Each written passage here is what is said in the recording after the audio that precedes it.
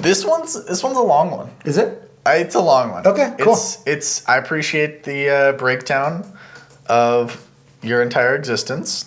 Well, I like that. And I like that. When people I like give that. us more information, I could be more specific. On the last few ones, people gave us like limited information, and Yeah. I can only work in generalities because I don't know everything. Exactly. And obviously, that's the important part when you work with an advisor, someone that's willing to give you the time to really look at all the nuances of life, because life is messy.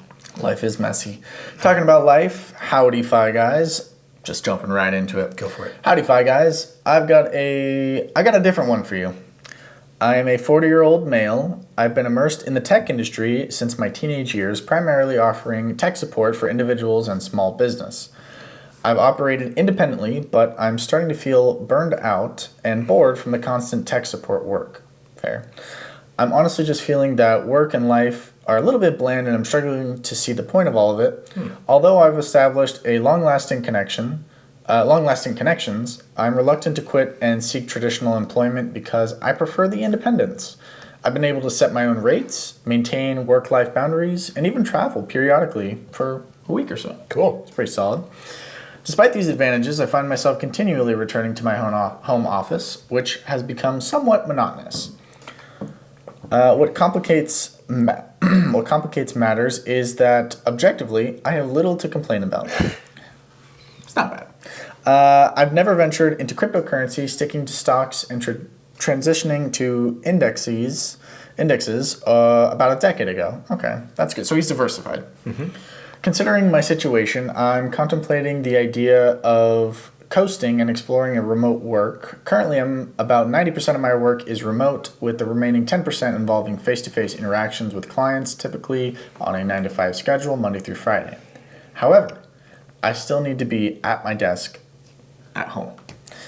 I don't have any family commitments, such as children or spouse, and I'm not particularly interested in starting a family. I've recently ended a 2-year relationship with my girlfriend, who returned to her home country after losing her job in the U.S. Wow, this guy gets really specific. He's very specific. I love it. She preferred a more hands. I'm telling you, I gotta take a sip. I'll take a sip after. She preferred a more home-centered lifestyle. In the past, I've dated more active individuals, which provided some distractions from the tech support routine. Fair enough. I'm generally in good health and have a roommate that rents from me at my home, contributing $1,600 a month. I live in a high cost of living area, specifically Denver. My annual expenses add up to about $40,000 to $50,000, covering living expenses, health insurance, food. When accounting for travel expenses, an additional $10,000 to $15,000 per year, my total expenditures are around $60,000 to $65,000. I also enjoy an annual ski trip and exploring national parks. Great. My tech support work generates $130,000 annually, a business I've built over the last 23 years, making it challenging to recreate. I own a condo valued at $550,000 with no mortgage and have $55,000 in liquid cash yielding 5% interest in my checking and savings accounts. Nice. I consistently pay off my credit card balances each month and have no debt. That's great. My regular brokerage account holds $938,000 invested in VTI, while my HSA has $10,000 in VTI. What's VTI? First off, I'm so excited. VTI is the ETF version of Vanguard's Total Stock Market Index. Oh, okay. There we go. My Roth account holds $481,000 in said VTI. Thanks to my self-employment enabling me to contribute higher amounts over the years, and my traditional IRA has $100,000 invested in VTI. In total, including the condo, my assets amount to $2.1 million. It's pretty good. Good for this guy. Very good. I'm considering parting ways with a client who causes a lot of stress, but they contribute $20,000 to my $130,000 income. My main concern is that I've never had to worry about money, as I live well below my means and don't indulge in luxury expenses. I'm hesitant to disrupt my financial equilibrium if I decide to make a dramatic change to alleviate myself of the routine and feeling stuck. Can I comfortably take a break, not think about finance, and potentially lead a nomadic lifestyle for me for a period of time? Seeking happiness without the undue financial stress.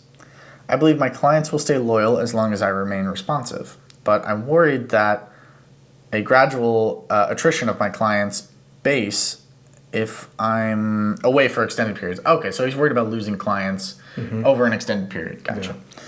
Your thoughts and advice would be greatly appreciated. By the way, loving the podcast. From a dude looking to go ahead to live a life and explore, but worried about his financial ability to endure. Love it. Those are my favorite parts. Dude. Killing it. All right, man, you're straight up killing it. That is, first off, Dom, like, we're midway through the FI crash course right now, and this guy has basically done everything that he's needed to do since he's probably a teenager. Yeah. Like, he's lived under his means. He's made money. He's spent less money than he made. He invested the difference. By all objective measures, he is doing really, really well. But it seems like this is not a money issue. No. And this is actually something I want to talk to you about specifically, man. I'm not a doctor in any way, shape, or form, but I did study psychology in college. And boredom, or the technical term is anhedonia, can be a symptom of depression. So what I would do, I think the best investment that you could have is invest in a therapist. I think you should probably invest in a therapist because it sounds like the boredom has an underlying effect of other things that's going on in your life.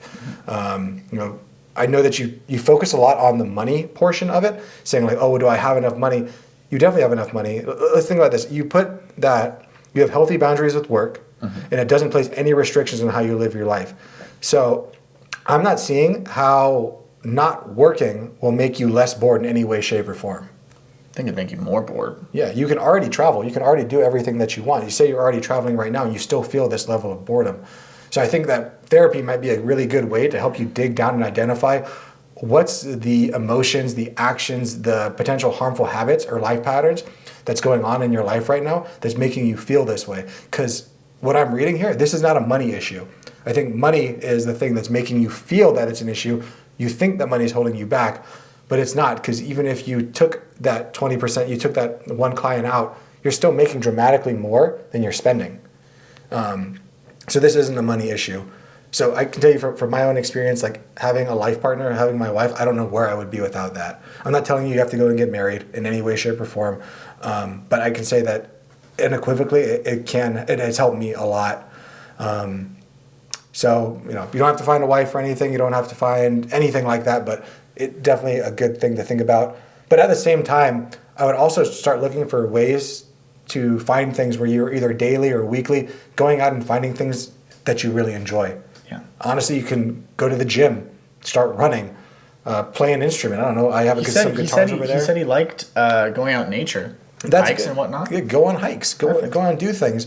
But I think it's really important that we find things that have long-term personal growth, something that has meaningful purpose, that you can kind of like grind and grow with. Yeah. On the back of my mug here, I have something called Embrace the Suck. What do you mean by that? Yeah, embrace the suck. It means that you embrace the hard things in life. The hard things in life are the things that are going to push you and propel you more. For me, I do Brazilian Jiu-Jitsu. And I know before I was doing Jiu-Jitsu, I've always been a guy who was in sports. And then after I left wrestling after college, I decided, no more sports. I'm just going to focus on doing other things.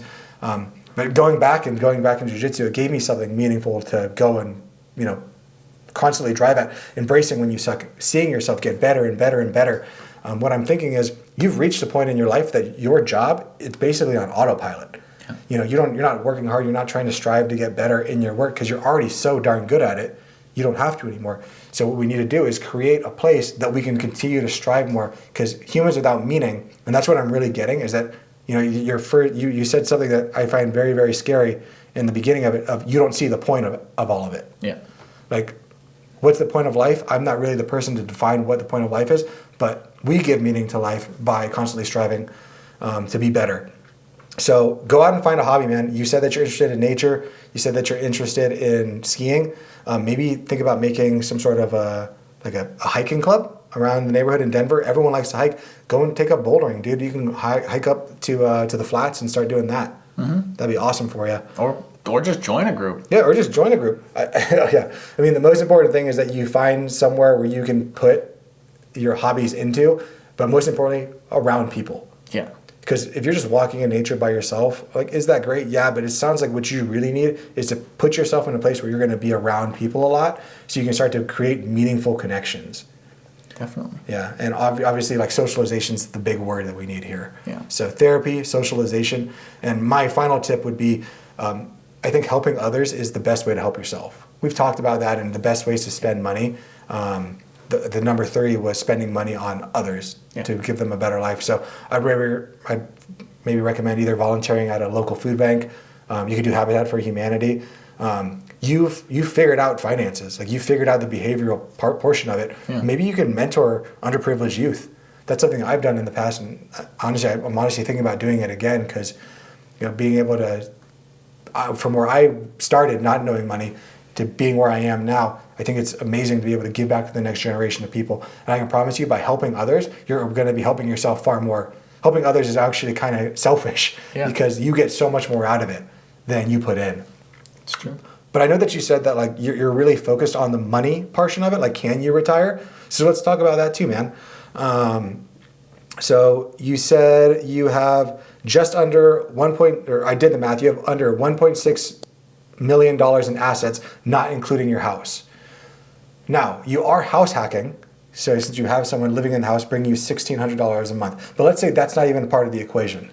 So you have $1.6 million in assets that are ready to invest. A majority of that is in non-qualified accounts, your traditional account.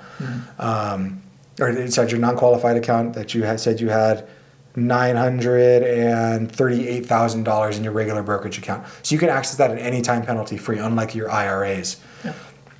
So if we take the higher limit of what you say you spend a year, $65,000, and we times that by 25, it reaches just over $1.6 million to be able to call yourself financially independent by the Trinity study and the 4% rule of thumb. You have $1.6 million, and you need $1.6 million to call yourself financially independent. So that means that at the age of 40, you could basically retire, never work a day again in your life, which to retire has to expire. I doubt if you stopped working right now in your current job that you would never make money again. I'm sure you would continue to do that purpose. But let's take this to another level. You also say you have $1,600 a month coming in from rent from your house. That's $19,000 a year. If we take the $65,000 you say you spent and minus the $19,000 from your rent, that only gives us $46,000. That's what your actual cost of living is. We times that by 25, that gives you $1.1 million to say that you're financially independent. You have 2 times that. Mm-hmm. This is not a money problem. Money is, you're holding yourself back by saying, oh, I don't want to be destitute or anything like that. This has nothing to do with money. This has to do with you're in a rut and you need to get out of it by starting to do things that are hard for yourself. Mm-hmm. Yeah, I know, like Chris was telling me before the pod, he's always trying to challenge himself and really just continue to protect that fire that's inside that says, I love challenging myself. That's why you go to jiu-jitsu damn near every day. And that's why you're getting into the cold plunge and getting into the cold plunge. Getting into it. I'm building the cold plunge. Building the cold plunge. I'm building the cold plunge. Swimming just yet. But, not yet. Have you ever done cold plunge stuff? Mm-hmm. You did the cold shower stuff. That's right. Yeah, just here in Arizona, you can only get it so cold. You can only get it so cold. It's like, oh, I do cold showers. It's like, Recently, I went on a big camping trip, whitewater rafting with some of my friends, and afterwards we went to the Korean spa because you do like 3 days of rafting and you smell real bad. Yeah. So we went to the Korean spa in Irvine, and they have a cold plunge in there, and like the guys are like, "Oh, this is terrible," and I just run and I jump inside. Yeah. And like for me, it's not that bad. I've been doing this for a while. Dude, for me, my blood is thin, very thin. Living in this desert all my life. Very thin. Not good with cold. Yeah. Not good with cold. But just like I said, like sometimes just jumping in is better than kind of wading your way into it. Why extend the pain? Yeah. Just get your head under there. God, same with investing, right? People can sit there and agonize over every single little detail rather than just starting. Yeah. Simple as that. One thing that I love about this and this is so poignant to the conversation we're having. This guy's just done everything right. He's paying off his credit cards in full every month. He's living below his means, and he said that all of his money, he has $1.6 million all in VTI. What VTI is Vanguard Total Stock Market Index. That's their ETF version, so it has a lower expense ratio. On the pod, and what we just talked about is there's a difference between ETFs and indexes. So the index version of that is VTSAX.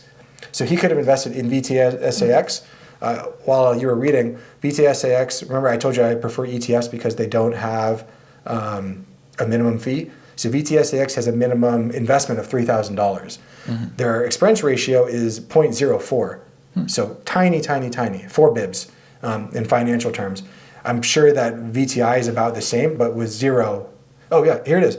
Also available in ETF starting at $1. Nice. So just like this guy who's invested since he was in high school, I'm assuming is when he started his company, over the last, maybe he started at 17 or 18, over 22 years of just diligently saving and retiring. He is financially independent. It looks like he said he never got into crypto, he never got into any of that stuff. He just did the easy, boring thing, focused on the habits, and now he is where he is. Yeah. And he's in a great spot. But again, you can't deprive your life for super long, because then you start running into other things. You also need to flex your spending muscles too. He flexed his saving muscles for so long, and now he's reached a point that he is financially independent, and he doesn't know how to let go of that. So again, dude, invest in therapy. You have enough money to do it. You can retire right now, but again, I don't think that has anything to do with what's going on here. No.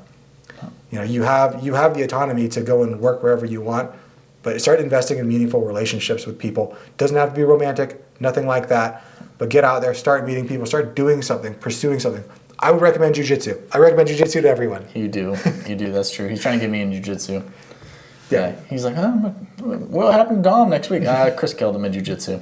I recommend jiu-jitsu. If that's not for you, that's totally cool. Sometimes sweating on people and like rubbing up on people, that's kind of weird for people. Rubbing up on dudes. I get that. It is kind of weird, but you kind of get past it. If not, just like join a gym, join a hiking club. I think a hiking club for you would be good. You also said that you like to ski, so maybe. And you're in Denver, dude. Like you have so many different things you do. There's snow in Denver. But you put yourself outside of your comfort zones in order to learn finance and do what you need. Now you need to put yourself out of comfort zones and put yourself into a situation where you can make more friends and pursue something that you are growing with and you can embrace the suck. Absolutely.